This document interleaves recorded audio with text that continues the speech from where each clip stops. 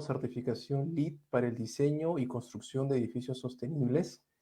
Bueno, ya sobre mi persona hablaron, esta parte la voy a pasar rápido, hablar del tema directamente. Entonces, el tema es certificación LEED.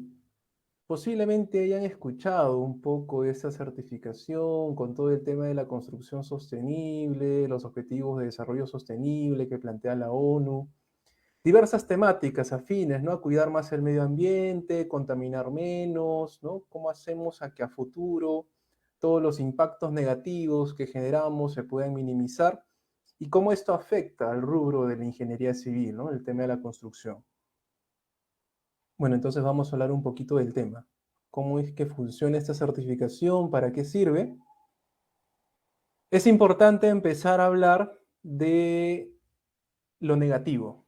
¿Qué de negativo tiene la ingeniería civil? Que es una profesión, una carrera tan bonita, ¿no? Aprendemos a hacer distintos cálculos de estructuras, resistencias, ¿no? Temas de hidráulica, suelos, lo que nos gusta, ¿no? Ver bastante número, matemática, o si nos gusta estar en campo, queremos construir, queremos ver cómo se manejan los materiales, cómo avanza el proyecto, la obra, la construcción.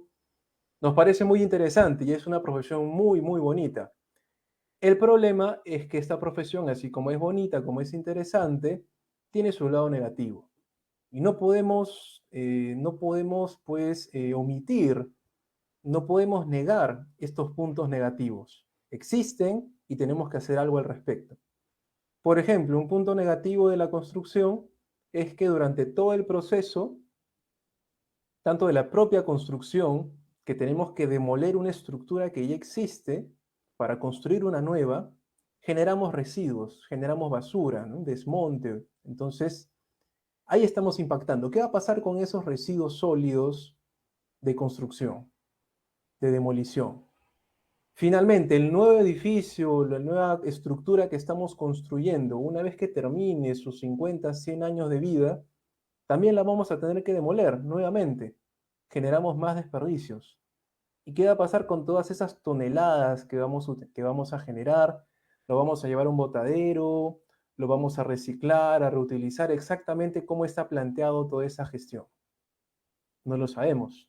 Lo pensaremos quizás en algún proyecto, lo dejamos escrito, pero la pregunta es si eso se respetará en su momento, ¿no? ¿Qué tan formal va a ser el proceso de gestionar esos residuos?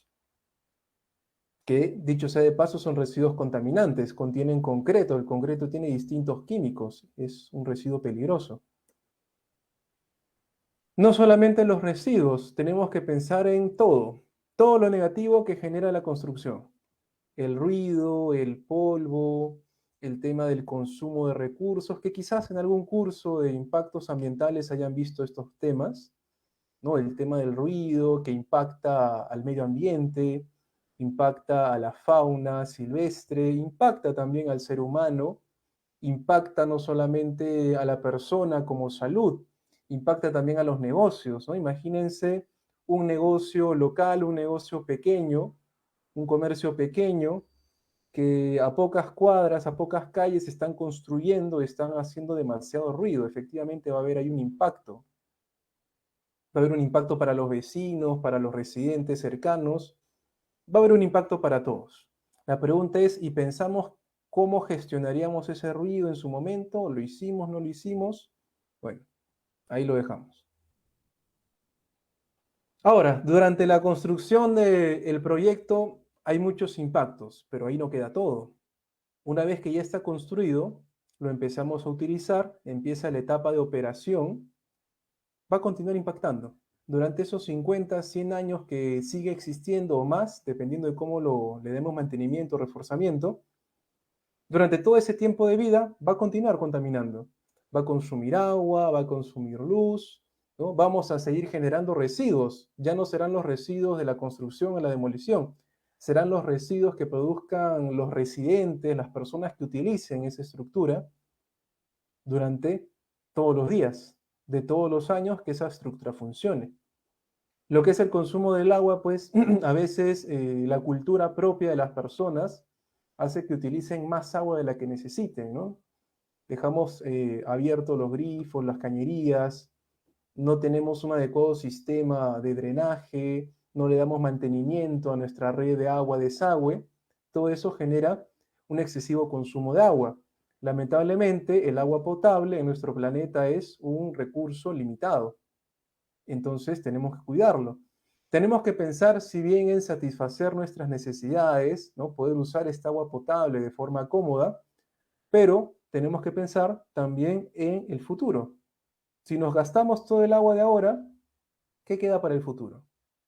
Para las futuras generaciones, ¿no? Los nietos, tataranietos, que se supone que tienen que seguir. Entonces, esa pregunta nos hacemos, ¿estamos cuidando los recursos naturales? Bueno, vamos a ver. Hablábamos, por ejemplo, que también durante todo el ciclo de vida que va a tener esta estructura, una vez que la empecemos a utilizar, también vamos a usar bastante luz, energía eléctrica. La pregunta es, ¿estamos siendo eficientes con el consumo de esa energía eléctrica? ¿Realmente hemos gastado todas las alternativas posibles para poder ahorrar en uso de energía? ¿Hemos visto alguna alternativa, por ejemplo, de aprovechar la iluminación natural, la luz del sol, en el diseño óptimo de este edificio? Quizás sí, quizás no. Vamos a ver, ¿se tomó en cuenta o no se tomó en cuenta? Y así, hay muchas cosas que podríamos hablar, pequeños temas, subtemas que podríamos conversar y pasarnos toda la noche conversando, ¿no? ¿Qué cosas se consideró, qué no se consideró? Por ejemplo, otro punto que podríamos tomar en cuenta es de los materiales que utilizamos para construir este proyecto.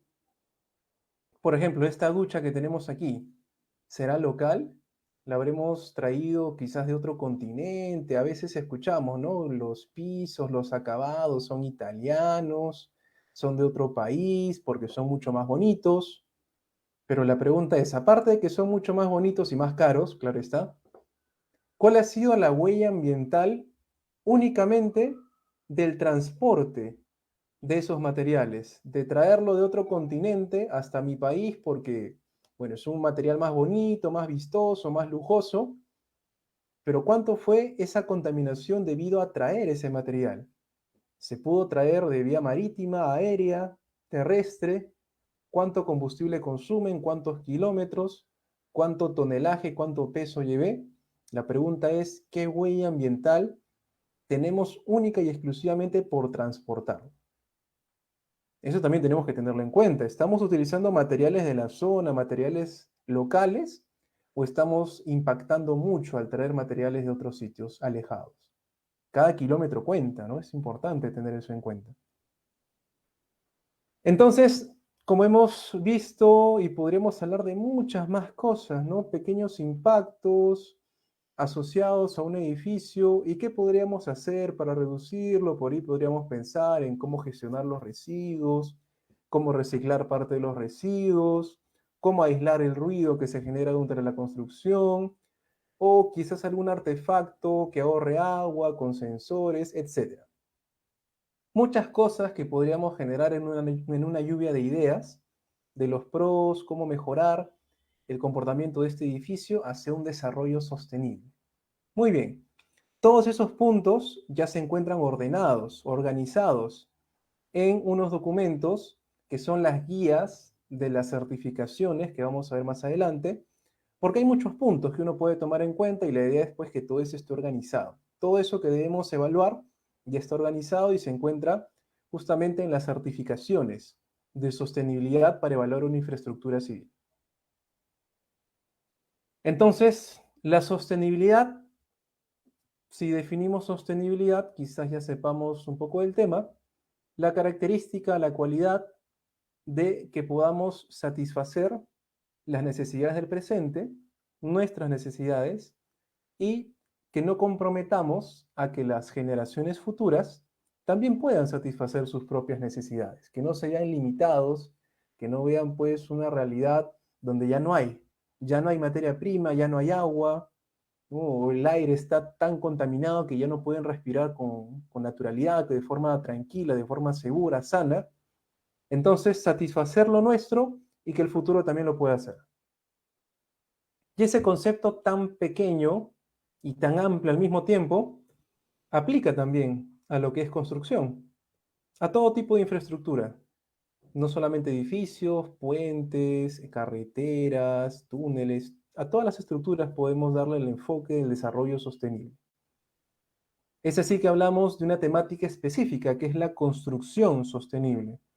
Un campo que quizás en la ingeniería civil lo vemos muy poco, por ahí quizás llevamos algunos cursos de impacto ambiental y a veces llegamos hasta ahí nomás, ¿no? Como que conocer un poquito de que la construcción contamina, pero ya no más. Como que se toma como algo extra, pero no entramos a detalle.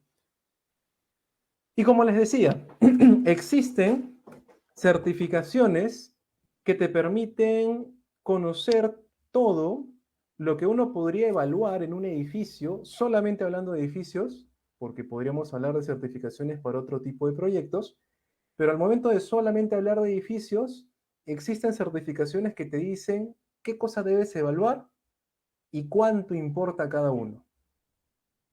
Por ejemplo, ¿qué puedo evaluar en este edificio para ver si es sostenible? Yo podría decir el tema de las áreas verdes. Eso es importante. Si tiene áreas verdes, un poco como que compensa la contaminación inminente de los materiales, ¿no? Por el tema de la purificación del aire. También compensa el hecho de la alteración del suelo. Tenemos acá un terreno que no ha sido alterado, no está impermeabilizado. Eso también es un punto muy importante. Tenemos otro punto muy importante en el tema de las áreas verdes, es la generación de islas de calor, ¿no? Como tenemos acá área verde, la área verde genera sombra y eso cuando hay demasiada insolación, sabemos que el pavimento va a acumular ese calor y lo va a liberar en la noche y eso genera pues olas de calor. Y las áreas verdes compensan esas olas de calor, así que por ahí también generan un impacto positivo. Ven, entonces no solamente vemos las áreas verdes desde el punto de vista de que purifique el aire, sino también vemos el tema del impacto en las olas de calor, el tema de la alteración del suelo, la impermeabilización del suelo, que también tiene que ver con el tema de las escorrentías, el tema de cómo controlas la lluvia, el tema de drenaje, ¿no? Entonces, hay muchas cosas que uno puede entrar a tallar. Podríamos ponernos a pensar qué tan armonioso es este edificio con el entorno, ¿no? Digamos que acá en los vecinos, imagínense que todo en este barrio, y posiblemente ocurra donde viven ustedes, tenemos un barrio donde todos los edificios no tienen más de 2 pisos. Uno, 2 pisos, uno, 2 pisos, todos. Y de la nada aparece un edificio de 15 pisos. La pregunta es, ¿se ve armonioso tener edificios, casitas de 1 o 2 pisos y de la nada tener un edificio de 15 pisos alterando totalmente el paisaje? La verdad es que no. Y ese es un detalle que a veces se obvia, ¿no? El tema de el paisajismo, la armonía de esta estructura con su entorno, eso también debemos tenerlo en cuenta. Bien. Y así podríamos empezar a hablar de varias cosas, qué le podría calificar este edificio, qué cumple, qué no cumple, hoy el tema de la iluminación, si tiene ventanas, etc. Y todos esos puntos, como les decía, ya se encuentran organizados en certificaciones. Algo así como un examen que le tomamos al edificio, cumple, no cumple, cuánto cumple, ¿no? Y cuánto de puntaje le vamos a dar por cada punto, ¿no? Por cada detalle que cumple, cuánto puntaje le damos. Bien, existen esas certificaciones de sostenibilidad. En el mundo hay muchas. Está la certificación, por ejemplo, HQE, que es de Francia, la certificación EDGE, posiblemente la hayan escuchado, certificación BRIN, que es más para un entorno europeo, y bueno, la famosa certificación LEED, ¿no? Que es el motivo de la charla del día de hoy. La certificación LEED, como algunos sabrán, es de Estados Unidos, y bueno, ha sido la más famosa alrededor del mundo. Por ejemplo, aquí en Perú es la más importante que hay. De ahí vamos a ver un poco las estadísticas de cuántos.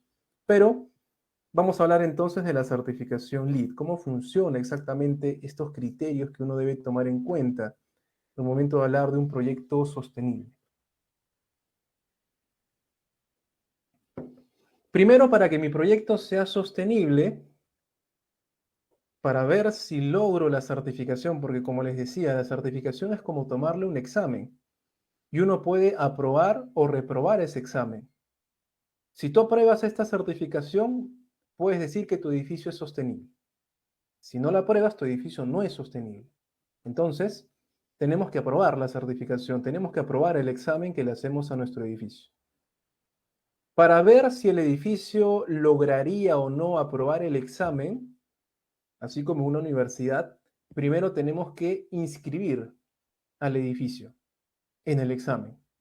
Primero lo tenemos que inscribir. Todavía no va a tener ningún puntaje, simplemente va a tener el derecho de poder intentar dar el examen para ver si aprueba o no. Entonces, para poderle inscribir, debe cumplir con ciertos requisitos mínimos para que sea calificable a dar el examen. Se le conocen como los requisitos mínimos, que son 3. El primer requisito que me dice este de acá es que la estructura, ese edificio que yo quiero estudiar, sea un edificio permanente. Sea un edificio permanente. Por ejemplo, en un proyecto nuevo, quizás tenemos las oficinas de obra, ¿no? No son estructuras permanentes, son provisionales, son temporales. Bien, entonces no podrían entrar a una calificación LEED, porque no son permanentes. O por ejemplo, alguna vez habrán visto alguna película extranjera, habrán visto que hay personas que viven en remolques, casas móviles, o en botes también. Hay personas que legalmente su domicilio es en un bote, en una casa bote. Ese tipo de estructuras lamentablemente no cumplen la condición de ser permanentes, no podrían certificarse, no podrían tratar ni siquiera de ver si cumplen o no cumplen, simplemente no pueden. Y te dicen que deben estar sobre un suelo existente, un suelo real. Y suena un poco raro, ¿no? Un suelo existente, o sea que hay suelos que no existen. ¿Cómo funciona eso? Lo que ocurre, que también quizás hayan escuchado, sobre todo pues en los países donde la economía va bastante bien, existen islas artificiales. Artificialmente rellenamos una zona, un cuerpo de agua, y generamos islas artificiales, y sobre esas islas artificiales construimos. Y bueno, eso que sonará pues bastante moderno, bastante interesante, bastante lujoso, crear una isla, lastimosamente, contamina mucho. Imagínense toda la flora y la fauna marítima que has tenido que destruir, porque la has tenido que destruir, para poder construir esa isla artificial. Que como les digo, podrá sonar muy interesante, muy lujoso, pero lastimosamente tiene un impacto ambiental demasiado elevado. Así que ese tipo de proyectos, por más lujosos que sean, no pueden optar por esta certificación, no cumplen. Otro requisito mínimo que nos dicen, el segundo, es que tenemos que definir razonablemente los límites del sitio. ¿Qué quiere decir? Que el proyecto que yo quiero certificar debe incluir todo con lo que este proyecto interactúa. Por ejemplo, si yo quiero certificar un edificio de una universidad, ya, entonces ese edificio de esa universidad no solamente interactúa con la estructura del edificio, sino, por ejemplo, hay estacionamientos de esa universidad que no están dentro del edificio, están afuera, digamos. Entonces yo también tengo que estudiar la zona de estacionamientos. Si dentro de esa universidad, así como tenemos el edificio, tenemos los estacionamientos, también tenemos áreas verdes, un jardín, un parque, también entra dentro de los límites de lo que yo voy a certificar, porque yo voy a certificar todo el proyecto que incluye ese edificio, pero con todo lo que interactúa, con el estacionamiento, con los jardines, las piscinas. Si tenemos una pequeña planta de tratamiento de aguas, también incluye, entonces, con todo lo que interactúe. No podemos quitarle una parte solamente para que nos beneficie, no, tenemos que incluir todo. Y tercero, es el tema del tamaño. Para que un proyecto se pueda inscribir y trate de lograr certificarse, como mínimo debe tener 93 metros cuadrados de área construida. Bien. Bueno, esto que dice ND lo vamos a ver más adelante. Te dicen, en caso de ND, 1500 acres como máximo y tener mínimo 2 edificios habitables. Eso lo vamos a entender más adelante porque les pongo esta sigla de acá. Pero me dicen, para una nueva construcción, Mínimo debe ser de 93 metros cuadrados en área en planta construida. Si tu proyecto cumple con estos 3 requisitos mínimos, te puedes inscribir, pagas solamente por inscribirte para que puedas ser evaluado. Muy bien. Entonces, una vez que ya tu proyecto cumplió con lo mínimo, ya puede ver si se certifica o no, entonces entremos a hablar de cómo funciona la certificación. Vamos a hablar entonces cómo funciona esta certificación, este examen, como le estamos llamando. Bueno, este examen que le vamos a hacer al edificio, imaginémoslo como un examen de algún curso, ¿no? Algún examen, por ejemplo, de matemática. En nuestro examen final de matemática, por ejemplo, nos van a venir de muchos temas, ¿no? No solamente, por ejemplo, digamos, nos puede venir el tema de límites, derivadas, integrales, integrales dobles, triples, varios temas. A esos temas diversos le vamos a llamar categorías, capítulos, también podríamos decirle, ¿no? Tienes el capítulo de límites, el capítulo de derivadas, el capítulo de integrales. Igual, la certificación tiene diferentes capítulos, que le vamos a conocer como categorías. Habrá una categoría que te hablará del consumo de agua, otra categoría que te hablará del consumo de energía, otra categoría que te va a hablar de materiales y así, diferentes categorías. Lo pongo de esta manera, que eso depende del tipo de certificación que estudies, que eso lo vamos a ver después, pero entendamos que tenemos distintas categorías. Pueden ser 7, 8, dependiendo del proyecto que estemos estudiando, eso también lo voy a explicar más adelante. Dentro de cada capítulo, de cada categoría, como estamos haciendo como sinónimo, dentro de cada categoría tenemos las preguntas que le vamos a hacer al edificio. Algunas de esas preguntas van a ser obligatorias, algunas de esas preguntas van a ser voluntarias, opcionales. Aquellas preguntas que sean obligatorias las vamos a conocer como prerequisitos. ¿Qué son los prerequisitos? Como les decía, son como las preguntas que obligatoriamente tenemos que hacer, sí o sí, pero no nos dan puntos. Solamente que si tú deseas lograr puntos en esta categoría, lo primero que tienes que hacer es cumplir con todos los prerequisitos. No te dan puntos, pero tienes que cumplirlos. Y una vez que cumples con todos los prerequisitos de esa categoría, recién puedes elegir los créditos, que son las preguntas opcionales, tú eliges cuál cumplir, que sí te dan puntos, pero no estás obligado a cumplir con todas. Puede ser que este crédito 1 te dé 5 puntos, el crédito 2 te dé 4, y tú elijas cuál de los dos cumplir. Si quieres cumple los dos, si quieres cumple solamente el crédito 1, o si quieres no cumples ninguno. Pero ojo, tienes que mover bien tus fichas, como se dice, planificar bien cuánto puntaje necesitas tú como mínimo para aprobar. Ahí viene todo un tema de costo-beneficio, porque algunos créditos, entre comillas, son un poquito complicados, un poquito difíciles. Podrías decidir no optar por uno, utilizar otro que sea un poco más accesible, más sencillo, pero tienes que tener en cuenta el tema del puntaje que vas a lograr. ¿Sí? Igual como un examen, no puedes decidir no hacer ninguna pregunta porque repruebas. Tienes que elegir qué preguntas como mínimo debes terminar, tienes que hacer para poder aprobar. ¿Sí? Entonces vas a acumular un puntaje. De los créditos que tú cumplas, obtendrás un puntaje en esta categoría. La misma idea con las demás categorías. Todas van a tener sus prerequisitos y sus créditos, todas. Y tú vas a acumular puntajes según los créditos que logres cumplir. Cada crédito te va a decir que debes cumplir. Te va a decir, oye, tienes que hacer este cálculo, tienes que demostrar que vas a hacerlo de esta manera. Eso lo vamos a ver más adelante, no se preocupen. Así que al final de todas las categorías, tú vas a lograr un puntaje, una nota, como un examen. Y dependiendo de la nota que obtengas, vas a saber si aprobaste o no aprobaste, si te certificas o no te certificas. Bien, vamos a ver si nos certificamos o no certificamos. Entonces la pregunta, la duda sería, pero exactamente cuánto de puntos me da cada crédito, cuánto me da cada categoría y cuánto necesito como mínimo para poder aprobar, para poder certificarme. Eso lo vamos a ver aquí. Las categorías que existen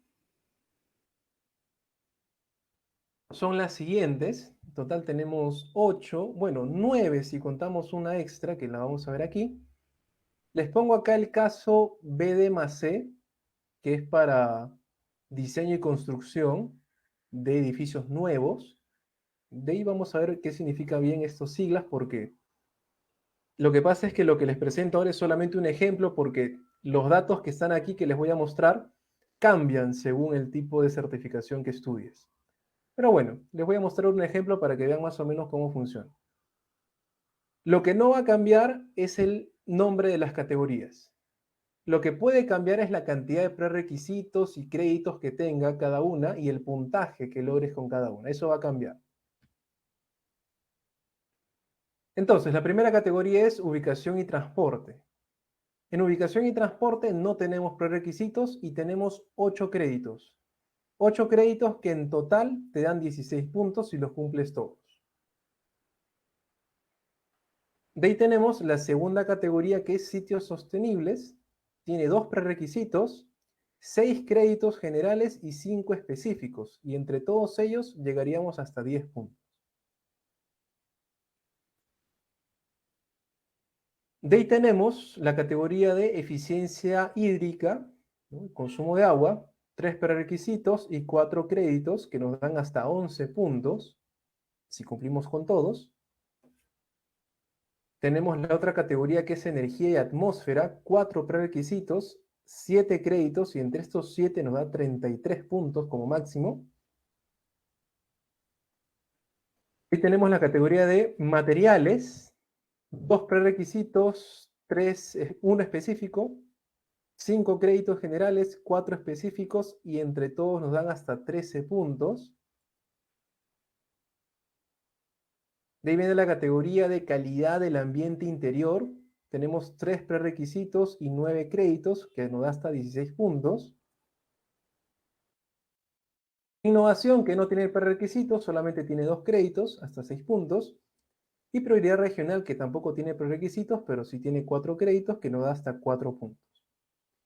Tenemos otra categoría que no se considera como tal categoría, pero bueno, se considera como un apartado extra, que es la del proceso integrador, que tiene un prerequisito y un crédito que nos da un punto. Y bueno, como les decía, tenemos acá las categorías que puede cambiar según el tipo de proyecto que uno estudie, pero básicamente cómo funciona. Cada uno de estos prerequisitos, que como vemos pues son varios, ¿no? Acá hay 6, acá hay 3, acá hay 4, son varios. Te va a decir exactamente qué cosa debes cumplir. Y cada uno de los créditos que nos dan puntos, te van a decir exactamente qué debes cumplir. Existen las guías de la certificación, guías un poquito extensas, con todo el detalle de los cálculos, los planos, las fotos, los archivos, todo lo que tú tienes que presentar para que te consideren el puntaje de cada crédito. Bien. Y bueno, lo que vamos a ver ahora es algo bastante general porque ya se darán cuenta, pues imagínense, sumen 8 más 2 más 6 más 5, sumen todo, se van a dar cuenta que es bastante por aprender. Pero vamos a explicar un poquito, solamente para un poco entender cómo funciona la certificación. Y si tendrán bastante destreza para sumar, se habrán dado cuenta que toda la certificación suma un total de 110 puntos. Y tú para probar, como mínimo debes llegar a 40. O sea, de 110, mínimo 40 puntos para estar aprobado. Pero así como en un examen, por ejemplo acá en Perú, la nota es de 0 a 20. Necesitas como mínimo 10 para aprobar. Pero si la nota es de 0 a 20, apruebas con 10, no es lo mismo sacar un 10 que sacar un 14, que sacar un 18, que sacar un 20. Es mucho mejor, ¿no? Apruebas, pero ¿qué tan bien has aprobado? Igual es acá. De 0 a 110, como mínimo 40 para aprobar, pero conforme tengas más nota, es mucho mejor. Entonces acá te dicen, si tú obtienes entre 40 y 49 puntos, obtienes la categoría solamente certificado. Y obtienes esta placa de acá. Pero si obtienes más de 50 puntos, ya tienes la categoría Silver. Si llegas a obtener más de 60, ya eres oro. Y si llegas a obtener más de 80, ya eres platino. Entonces pesa mucho más el nivel de certificación que has obtenido.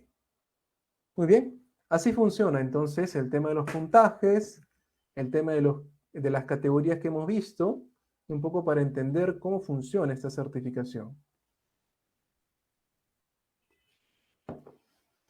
Y también se acordarán que yo les había mostrado unas siglas BD más C, ND, un poco raras, ¿no? Bueno, acá les voy a explicar en qué consiste, son los sistemas de clasificación. Que básicamente, ¿qué ocurre? Decíamos que queríamos calificar qué tan sostenible es un edificio, pero no sería lo mismo evaluar un edificio que todavía no ha sido construido, que todavía está en planos, está en proyecto, todavía no lo hemos construido. Podríamos también querer evaluar un edificio que ya está construido, que ya tiene 10, 20 años siendo utilizado y que quiere adaptarse a cierta característica para volverse sostenible, que también puede ser.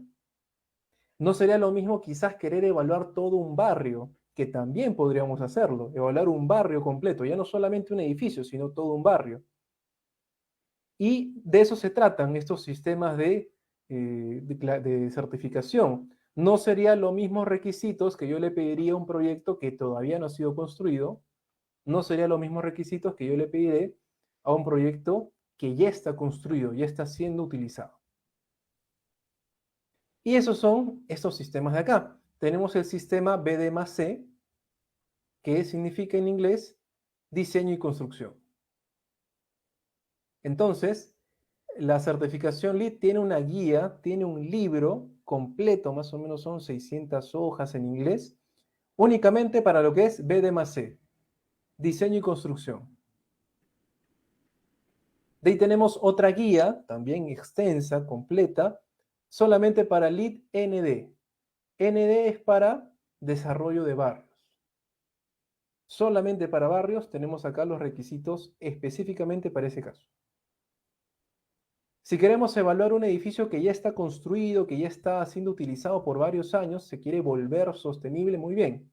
Tenemos la guía O más N, operación y mantenimiento. Si queremos evaluar específicamente una vivienda, una casa, tenemos la certificación LEED Homes. Y tenemos finalmente ID más C si solamente queremos evaluar, certificar el diseño interior. Solamente para diseño de interiores. Entonces, como les digo, tenemos una guía específicamente para cada uno de estos casos. Si tienes un proyecto nuevo, ya sabes que tiene que ser BD más C. Si es un edificio que ya existe, se quiere volver sostenible, será O más M y así. Y tendrás una guía específicamente de cada una.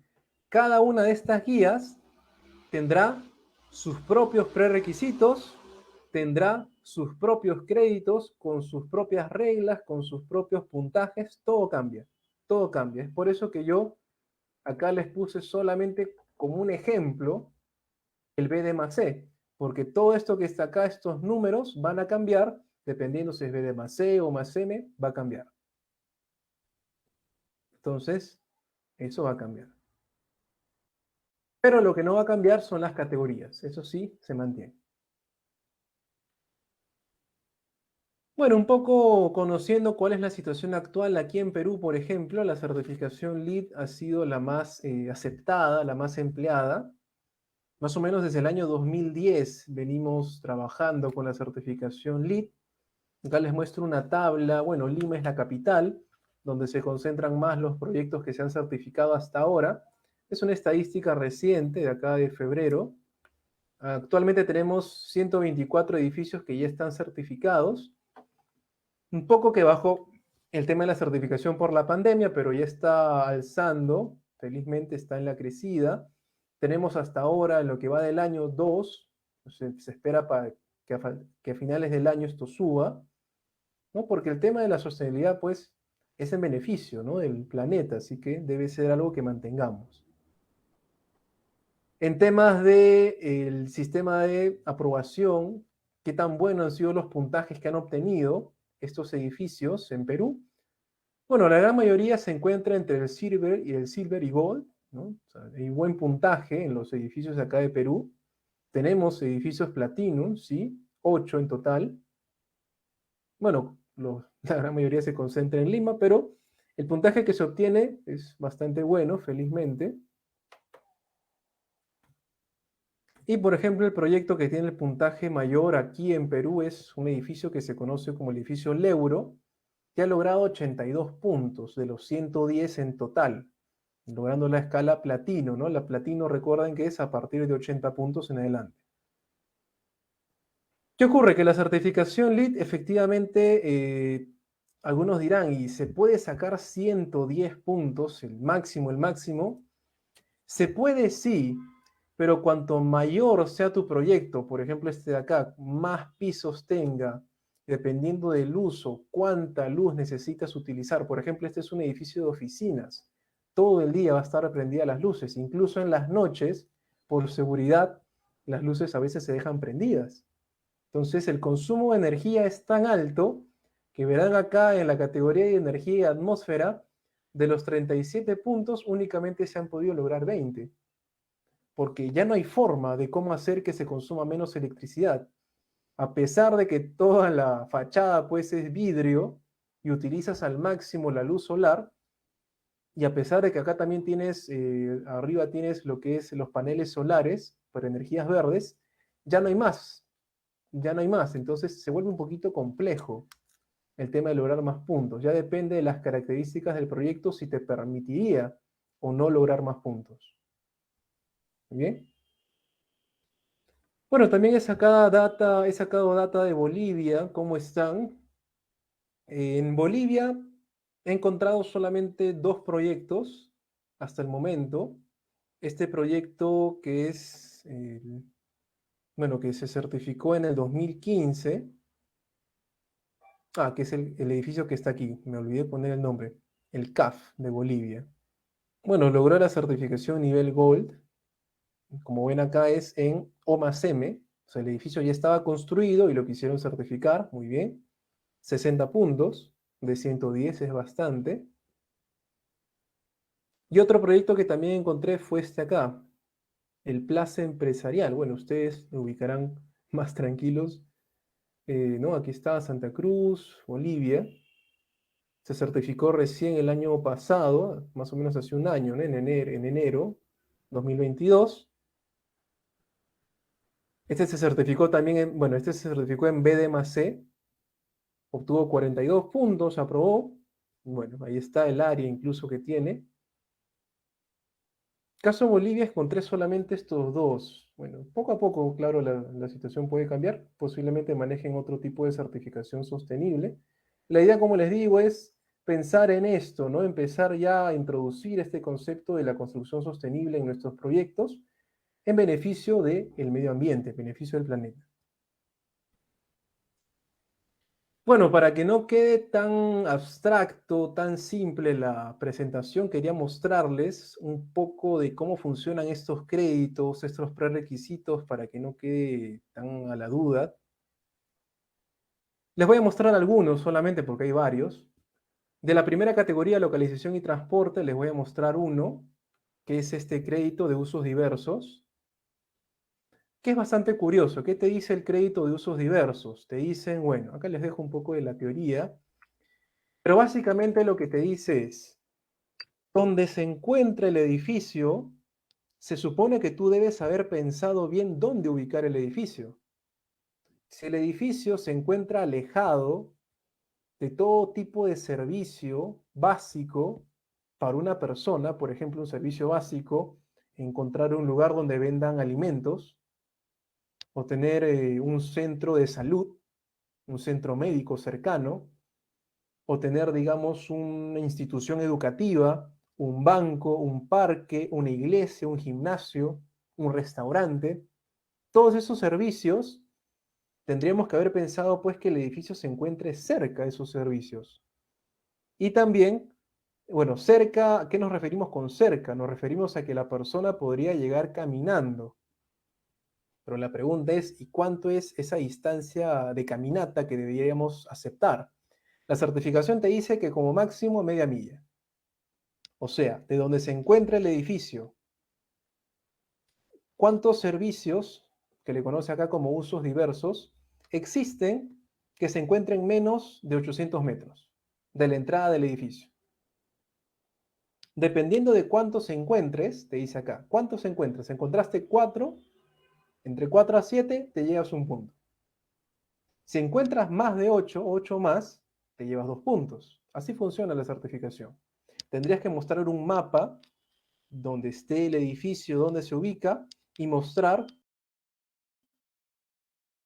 cuántos servicios encuentras que estén a menos de 800 metros caminando.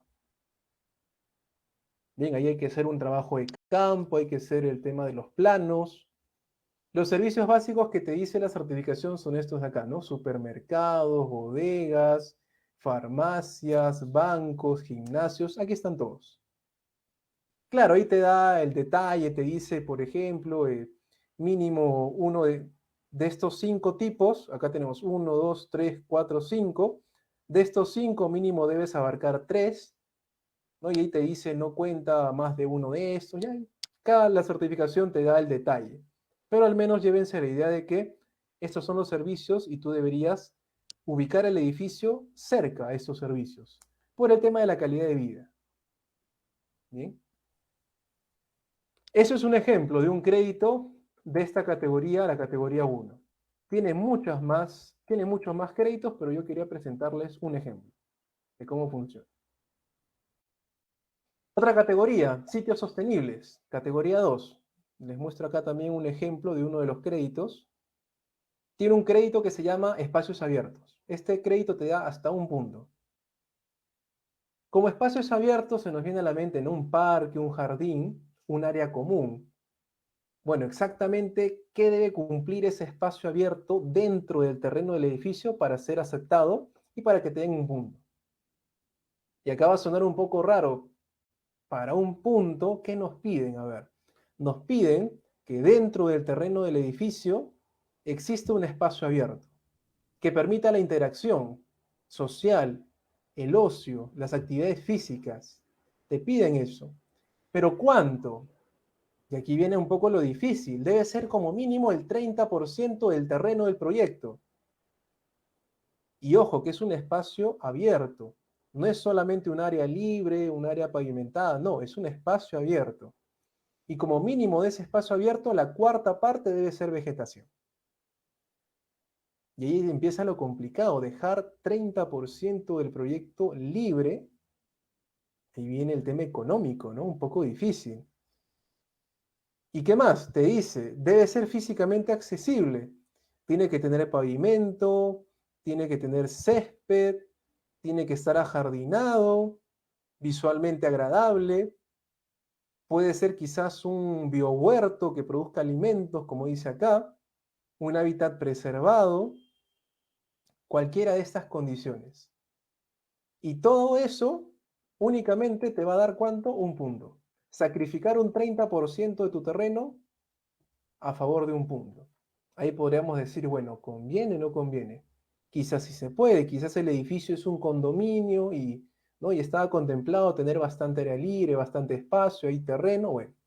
Todo eso depende de la decisión del equipo del proyecto. Ese es el ejemplo de la categoría 2 que les quería presentar, uno de tantos créditos que tiene más. La categoría 3, por ejemplo, eficiencia hídrica, consumo de agua. El crédito que les quiero presentar es este de acá, el uso, bueno, la reducción del uso del agua interior. Uso del agua interior, si hay interior, hay exterior. Claro, el agua exterior sería la que utilices tú para regar, ¿no? Para regar todo esto, eso sería lo considerado como el agua exterior. Y el agua interior sería la que usen las personas, ¿no? Que utilicen, ¿no? Los usuarios del edificio. Y la pregunta es, ¿y en qué utilizamos agua dentro de un edificio? Dependiendo del tipo de edificio, si es un edificio de oficinas, comercial, vivienda, tenemos los artefactos de los baños, tenemos la cocina, ¿no? Entonces, ahí empezamos a utilizar agua. La pregunta es, ¿cuánta agua consume el edificio? Podríamos hacer una estimación. Si conocemos cuánta gente va a haber dentro del edificio y cuántas veces usan cada uno de esos artefactos, cada persona, y cuánto consume de agua cada uso que le damos a estos artefactos, podríamos hacer el cálculo de cuánta agua utilizamos en el edificio. Por ejemplo, si yo sé que en el edificio van a haber 100 personas durante el día y aproximadamente cada persona utiliza el lavamanos una vez al día y cada vez que usan el lavamanos se utiliza 1.9 litros por minuto, yo podría estimar cuánta agua durante todo el día voy a consumir únicamente por los lavamanos. Y así podríamos hacer esa estimación. La certificación LEED te da las tablas suficientes para que tú puedas hacer el cálculo estimado de esa cantidad de agua que utilice el edificio. Te da estas tablas, ¿no? Por ejemplo, acá te dice los usos por día. ¿Cuántas veces usas cada dispositivo? Por ejemplo, el lavamanos les había dicho, bueno, era 3. 3 veces usan las personas al día. Podemos multiplicarlo por cuánta agua consumen y obtener la cantidad de agua total que utilice el edificio por día. Una vez que tú sabes cuánta agua consume tu edificio por día, la pregunta es, ¿cómo hacemos para que consuma menos? Porque yo quiero que mi edificio consuma menos, quiero salvar el agua, quiero cuidar el agua, reducir la cantidad de agua que voy a utilizar. Entonces yo podría hacer un cálculo con una situación mejorada, con artefactos que consuman menos agua, ¿no? Un lavamanos, por ejemplo, con sensores, un inodoro ahorrador, una ducha ahorradora, que consuma menos de esto.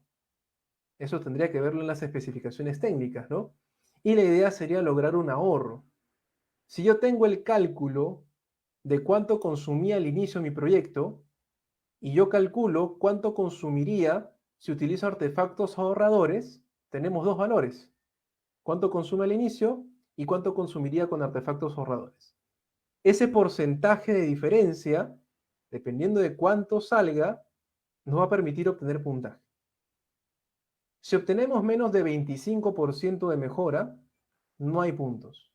Tenemos que como mínimo lograr 25% de mejora. Ahí obtenemos un punto. Si llegamos mínimo a 30, 2. Mínimo 35, 3. Y así va subiendo. Si logramos una mejora, una reducción del consumo de agua de mínimo 50% del máximo, 6 puntos, que es lo máximo que nos da este crédito de acá.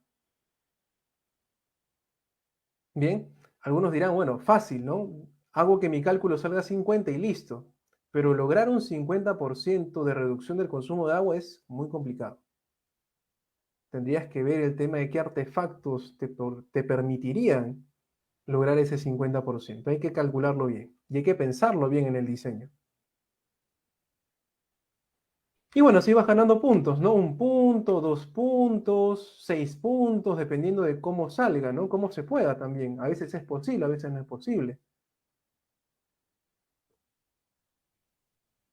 Por ejemplo, si es un edificio, digamos pues una zona donde laven vehículos, donde necesitas una presión obligatoriamente, no vas a poder reducir mucho el consumo de agua, quizás.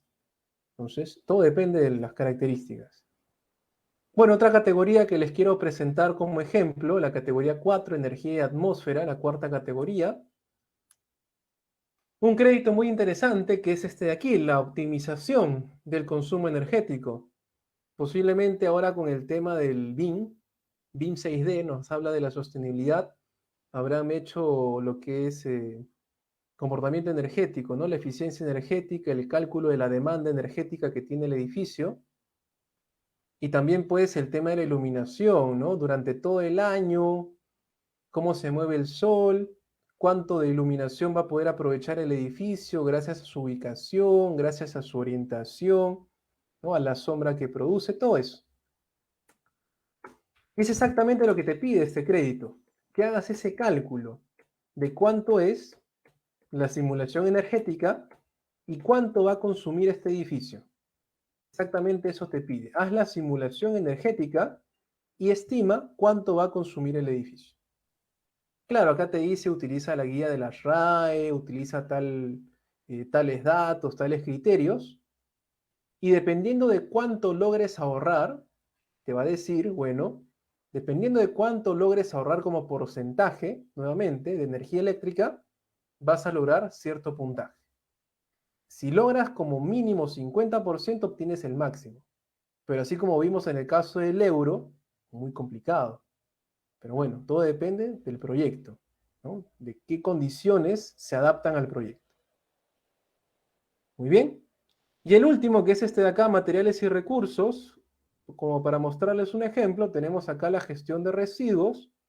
Bueno, acá lo que te dice el crédito es, pensemos en qué vamos a hacer con los residuos una vez que estemos construyendo. Cuando demolamos, residuos de demolición, ¿qué vamos a hacer con esto? La idea no sería botarlos, la idea sería que lo reciclemos, lo reutilicemos. ¿Cómo podemos mejorar el impacto, disminuir el impacto hacia el planeta? Bueno, hay que calcular qué porcentaje podríamos derivarlo para un reciclaje, para una reutilización, entre el tema de la deconstrucción, que es otro campo, cómo deconstruimos un edificio, exactamente cuánto lograremos salvar para contaminar menos. Hay que hacer algunos cálculos ahí, te dice también acá algunos ratios para cumplir este crédito que me parece no lo puse, creo, te da un punto, dependiendo si lo cumples o no. Un punto por el tema de residuos. Bueno, acá faltaba uno, esta última categoría, calidad de ambientes, calidad de vistas, que te dice la misma idea. Pensemos en la calidad de las vistas, la persona que va a vivir en ese proyecto, que no es solamente que el edificio sea amigable con el ambiente, que tenga buena iluminación. ¿Qué vista le ofrece a la persona? Está todo cerrado, todo oscuro, no ve nada, no ve a la calle, solamente ve paredes. Sería feo, ¿no? Sería bastante estresante. La idea es que permitas vistas al exterior a esta persona que va a estar en el edificio. Pero exactamente qué debe cumplir. Acá te dice todos los requisitos, que debe generar líneas visuales, que no debe haber obstáculos, que debe poder ver flora, fauna, objetos en movimiento. Te da todo el detalle de la certificación. Uno habrá que demostrar que se cumple para lograr un punto. Muy bien. Y así funciona la certificación. Como les digo, cada uno de esos créditos, que cada categoría tiene varios créditos y varios prerequisitos, te va a dar el detalle de qué debe cumplir exactamente el edificio y cuántos puntos te dan si logras cumplir eso. Muy bien.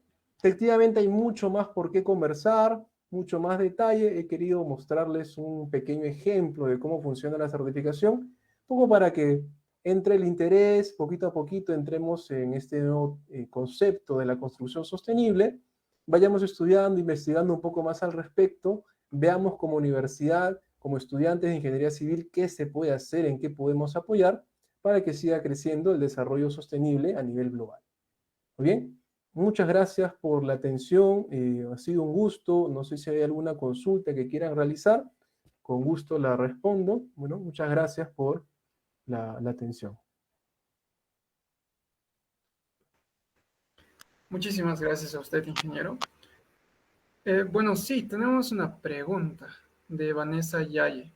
Ella pregunta, ¿es posible retirar o renovar la certificación LEED otorgada a un edificio? ¿Y en qué circunstancias se podría considerar esta opción? Además, ¿qué implicaciones tendría para los propietarios, habitantes y la comunidad en general si se retiraría la certificación LEED de un edificio? Muy bien. Bien, lo que pregunta, gracias por la pregunta, se refiere a una recertificación. Como tenemos un proyecto, por ejemplo, B+C, que es una construcción nueva, bueno, un edificio nuevo que todavía no ha sido construido, solamente se certifica una vez, porque estamos certificando el diseño y la construcción. En el caso de OMA-SEME, que es para un proyecto que ya existe, que ya está funcionando, tú lo certificas, OMA-SEME, muy bien, logras la certificación por primera vez. Esa certificación para el caso OMA-SEME solamente dura 5 años.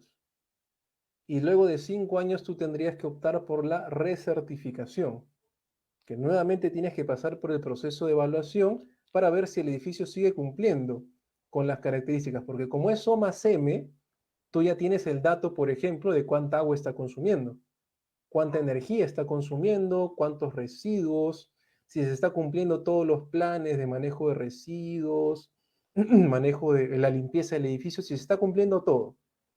Si los sensores de temperatura están funcionando, los sensores de CO2 que te piden que coloques en los ambientes están funcionando o no, todo eso tú vas a poder verificar después de 5 años si todavía se cumple. Es por eso que hablamos de una recertificación. ¿Cuáles serían los impactos de no lograr recertificarte? Pues que primero que el edificio ya no podría considerarse como un edificio LEED. Si hablamos de un edificio de oficinas que tú estás alquilando o una serie de viviendas que tú estás alquilando, económicamente va a impactar, porque ya no puedes ofrecer una oficina o una vivienda, un departamento en un edificio LEED. Ya no sería. Habríamos ahí un impacto económico. Un impacto hacia las personas que van a utilizar el edificio, por ejemplo, las personas que vivan, si es un edificio de departamentos.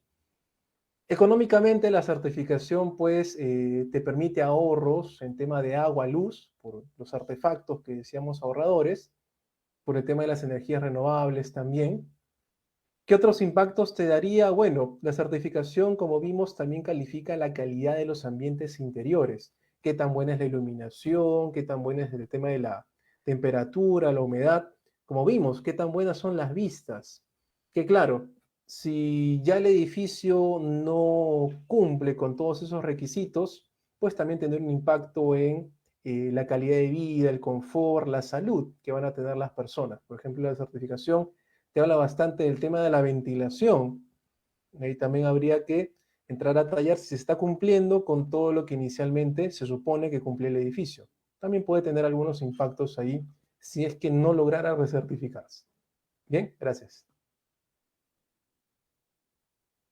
Muchísimas gracias, ingeniero. Tenemos otra pregunta, que es de José Luis Mendoza Mamani. Él nos dice, ¿qué beneficios, aparte de los medioambientales, otorga el apuntar a obtener estas certificaciones? Muy bien, gracias. Bueno, si hablamos de beneficios aparte de los ambientales, recordemos que sostenibilidad es medio ambiente, sociedad y economía. Si hablamos del punto de vista social, justo de lo que les había dicho, la certificación también se preocupa, ¿se acuerdan que vimos los usos diversos? ¿Dónde está ubicada el edificio? ¿Qué tan lejos está de ¿no? de los servicios que uno necesita, ¿no? Servicios educativos, de salud, qué tan lejos están, por ejemplo, los supermercados. Todo eso es importante, que tiene que ver con la parte social, la calidad de vida. ¿Vas a poder llegar caminando a un supermercado o vas a tener que movilizarte en auto o en bus? Eso toma más tiempo, cuesta más, entonces también tiene que ver eso en la parte social. Espacios abiertos, el edificio te permite a ti como persona un espacio abierto donde te puedas relajar, donde puedas interactuar, hacer actividad física. También se preocupa por eso la certificación. Vimos lo último, calidad de ambientes interiores. El edificio te provee un confort térmico, es confortable acústicamente, te permite buena calidad de vistas. Todo eso está enfocado hacia la persona, para que tengas comodidad, bienestar y salud dentro del edificio. Buena ventilación, contaminación del aire que hay adentro, si se controla o no se controla, tiene que ver con la parte social. Entonces, por ahí va la parte social. La parte económica que te permite la certificación va más que nada por los ahorros. El ahorro, por ejemplo, en temas de agua y luz, de gasto como residente, porque como tienes artefactos que ahorran a largo plazo, te sale más a cuenta. Ahorras en temas energéticos. Básicamente iría orientado a eso. Económicamente también sale más rentable ofrecer un departamento que tenga certificación LEED, ya sea como venta o como alquiler, tú como dueño que puedes alquilar un departamento que está en un entorno certificado como LEED, también pues tiene beneficios económicos. Bien, gracias. No sé si hay más preguntas. Muchísimas gracias, ingeniero. Sí, tenemos una última pregunta, que es de Carlos Rodríguez. Él nos dice, ¿cuánto tiempo se demora en hacer una evaluación para tener un certificado LEED? Muy bien, muchas gracias. Bueno, depende del tipo de certificación. Por ejemplo, si hablamos del caso BDMAC, que es diseño y construcción. Entonces, la certificación BDMAC, diseño y construcción, certifica los dos. Entonces, primero evalúa el diseño. Una vez que esté el diseño listo, evalúa la construcción. Y cuando termine la construcción y todo esté bien, se cumpla con los créditos que se habían planificado, se verifica, se logra el puntaje. Cuando termina la construcción recién se podría certificar. Entonces ahí entraría a tallar cuánto va a durar el proyecto. Si es un proyecto que su construcción va a durar un año, ya más o menos sabrás que de acá a un año va a estar. Ahora, ¿qué ocurre? Que a veces pasan que hay proyectos que se inscriben a la certificación y nunca lo logran. ¿Por qué? Porque se dieron cuenta pues que era muy complicado, porque no planificaron bien el tema de la inversión, porque lamentablemente pues sí hay una pequeña inversión que hay que hacer en tema del diseño, el tema de los artefactos que tendrías que adquirir, el tema de los materiales que tendrías que adquirir, posiblemente ahí no se planteó bien y lamentablemente el proyecto se inscribió pero nunca logró la certificación, eso también pasa. A veces pasa más con proyectos del Estado, porque el Estado plantea un expediente técnico, un diseño, digamos, este año, y el proyecto, si bien ya está el diseño, ya está todo listo, el proyecto recién se va a construir el siguiente año, ya por temas del Estado, ¿no? Eso también demora. Y si el Estado no incluyó en el presupuesto lo que es la inscripción y el pago por la revisión de la certificación, que eso también pasa, posiblemente no se certifique o demore la certificación hasta que se apruebe ese pago, porque la entidad que se encarga de revisar todo también te cobra, así que hay que también haber tenido en cuenta ese dinero para la certificación propiamente. Entonces, dependería de cómo se desarrolla el proyecto. Si es un proyecto que ya está comprometido con la certificación, desde el diseño plantearon todo, hicieron reuniones, ya estaba un presupuesto aprobado, todo perfecto, construyeron, no se demoraron, le hicieron los informes, mandaron todo, aprobaron, se certifican rápidamente. Todo depende de cómo se lleve el proyecto, su desarrollo completo. ¿Sí? Gracias.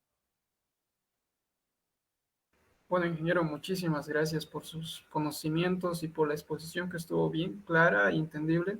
Sin más que decirle, le agradezco por su tiempo y aceptar nuestra invitación. Le mandamos un fuerte abrazo desde acá y lo esperamos en nuestras futuras actividades. Hasta Muchas luego. gracias. Gracias, gracias por la invitación. Nos vemos.